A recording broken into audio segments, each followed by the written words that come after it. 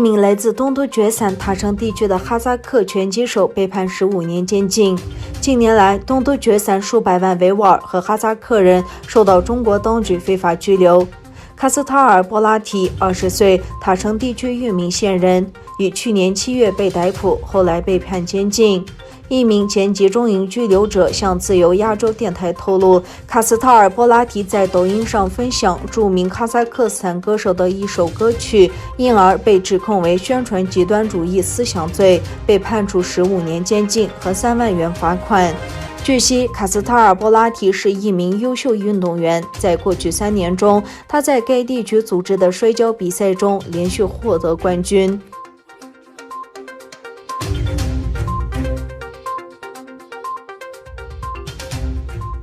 土耳其伊兹密尔市周五发生地震后，救援人员正在与时间赛跑。随着时间的流逝，找到幸存者的希望越来越渺茫，但仍有奇迹发生。地震发生65小时之后，一名3岁女孩被从废墟中救出；91小时之后，一名4岁女孩被救出。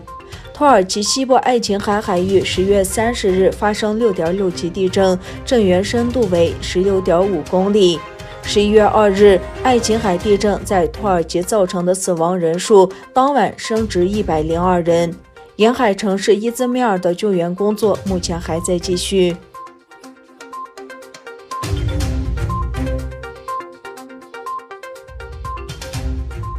一家与中国军事和情报网络有关联的中国公司一直在累积一个庞大的数据库，收集了数万名科学家的详细个人信息，其中不乏知名人士和有影响力的人物。据澳大利亚金融评论报报道，深圳振华数据信息公司一个包含240万人信息的数据库遭到泄露。据悉，该公司为中国国家安全部情报部门服务。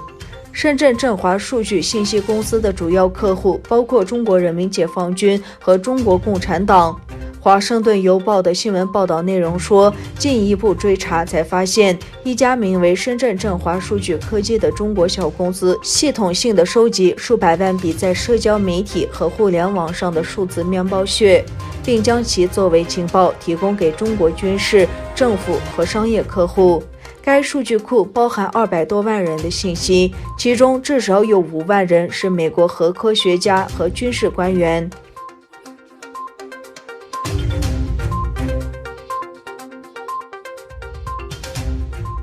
中国公务船只再次现身钓鱼岛附近海域。日本海上保安方面统计，中国公务船今年在钓鱼岛附近海域航行天数为283天，与全年最高纪录持平。据日本共同社报道，海上保安厅巡逻船11月1日发现4艘中国海警船只现身钓鱼岛的周围海域航行。日本官员表示，对于中国方面在现场海域进行了警告，也通过外交途径进行了强烈抗议。